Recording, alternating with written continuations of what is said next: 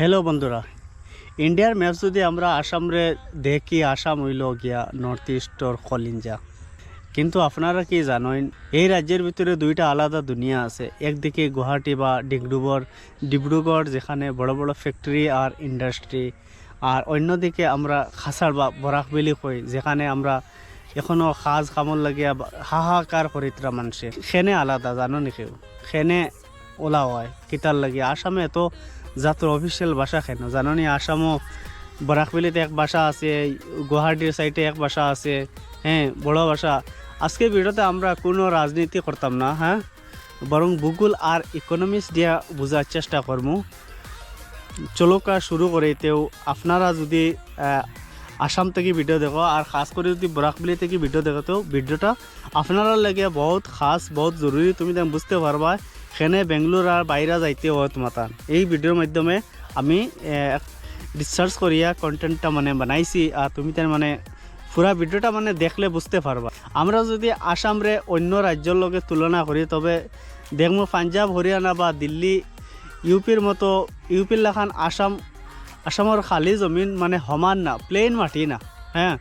আসামের দুই ভাগে ভাগ করে দুইটা বড় বড় নদী আছে, ব্রহ্মপুত্র একটা, আর একটা হইল বরাক, হ্যাঁ।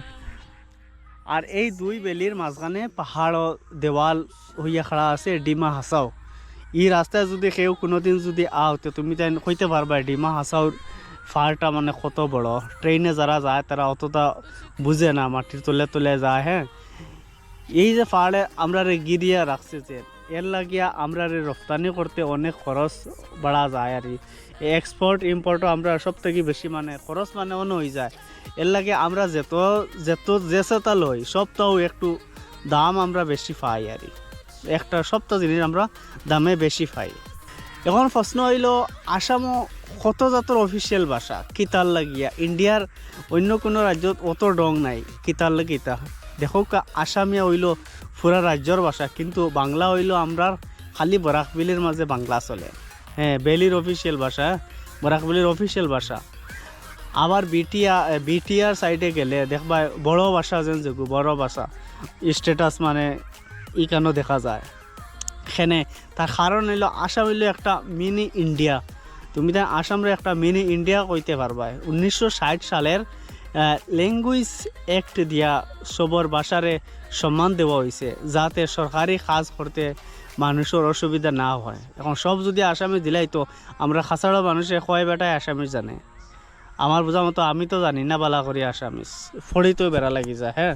এলা বেজান মানুষ আছে, হে বিয়ে পর্যন্ত পড়িছে। আমরা খাসড়া মানুষ বিয়ে সিয়ে পড়ছে, কিন্তু হে আসামিস পড়িতে তার অসুবিধা হয় বেজান। দেখো আসামে ইন্ডাস্ট্রি নাই, এটা কথা পুরাপুরি ঠিক না, মাঠটা ঠিক না। ইলা যেন না আসাম ইন্ডাস্ট্রি নাই, কিন্তু সবটাও এক জায়গা দোলা করিয়া আছে। দোলা করিয়া বুঝছো নি? সবটা তোমার আসামও ব্রহ্মপুত্র বেলির মাঝে সবটা আছে। দিগপথ যদি যাও, গুয়াহাটির আশেপাশে সিমেন্টর আর বড় বড় ওষুধের কোম্পানি, বঙ্গাইগাঁও বা নুমলিগড় আইলে রিফাইনারি হাব পুরা একবারে দেখতে পারবা, সবটা ও ব্রহ্মপুত্র বেলির সাইডে। কিন্তু একবার ভাবিয়া দেখো, এটা সবটাও কিন্তু ব্রহ্মপুত্র বেলি। এবার আমরা খাসালোর কথা খেনে আমরা এখানেও বড় বড় ফ্যাক্টরি নাই, কিতার লাগি নাই। এর 3টা মেইন কারণ আছে। মাল আনার খরচ, লজিস্টিক, যারা ইংলিশে কয় লজিস্টিক, হ্যাঁ। যারা বাইরে কাজ করছে তারা লজিস্টিকের মতলব বুঝতে পারবো, হ্যাঁ। মাল আনার খরচ হইল খাসা মাল আনতে। এখন যদি একটা ফ্যাক্টরি করা হয়, একটা সামান বানাইতে হইলে পার্টস হিসাবে ও জায়গা থেকে ও সামান, ও জায়গাতে খাসা মাল আনতে বেজান টেকা লাগে। খাসা মাল আনতে মেঘালয় বা ডিমা হাসাওর ফার করিয়া তুমি আইতা, হ্যাঁ। মেঘালয় যারা গুয়াহাটি থেকে মেঘালয় পর্যন্ত আইন, তারা কতটা অসুবিধা তারা কইতে পারেন রাস্তা আইতাও। আর ডিমা হাসাওর যে বান্ডা পাওয়ার দেবাই, তো ওটার লাগে ওটা খরচ করতে করতে লজিস্টিকও খরচ হয়ে যায় বেশি। তো ওটার লাগে বড় বড় কোম্পানিগুলাই লাভ করতে পারে না, বড় হোক আর হুড় হোক লাভ করতে পারে না। আর 2 নম্বর হয়ে আইলো কানেক্টিভিটি, যোগাযোগ। ট্রেন আর রাস্তা এখন ভালো হয়েছে, ঠিক হয়, কিন্তু গত 40-50 বছর আমরা কোনো ইনফ্রাস্ট্রাকচার আসিল না, হ্যাঁ। 40-50 বছর দেখো কোনটা আসলো না রে ভাইয়া নকল।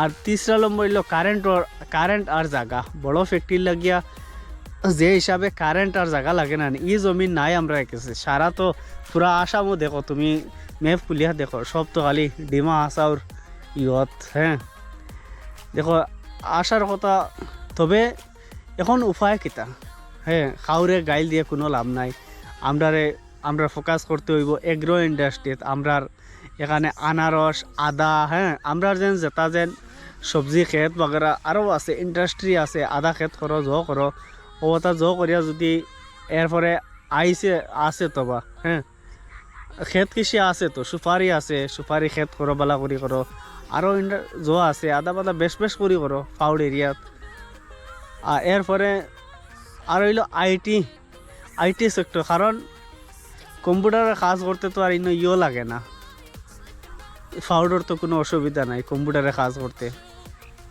আইটি সেক্টর আইটি হাব তুমি জোয়ারে বানাইতে পারো শিলচরও আইটি হাব বানানো যায় আর আইটি হাব বানানো যায় তবে আমরা ফুয়াপান্তের ভবিষ্যৎ বদলাইব যদি ভবিষ্যতে কোনো দিন আইটি হাব বনে শিলচার তো ফুয়াপান্ত তোরা বিদেশ যাবা তোরা কম হইব আপনার কিতা মনে হয় কমেন্ট করিয়া জরুর জানাইও রে বা দেখা হইব পরে ভিডিওতে ধন্যবাদ আর তুমি তাই ভিডিওর আমার মানে আশেপাশে তুমি তাই দেখতে পারবা মানে আমি খানো আইয়া শ্যুট করি আর এগো মনে করো আমার স্টুডিও আর আমি পুরা শুনশান জায়গা তাইয়া মানে ভিডিওটা মানে আমি শ্যুট করি আর কোনো আওয়াজ নাই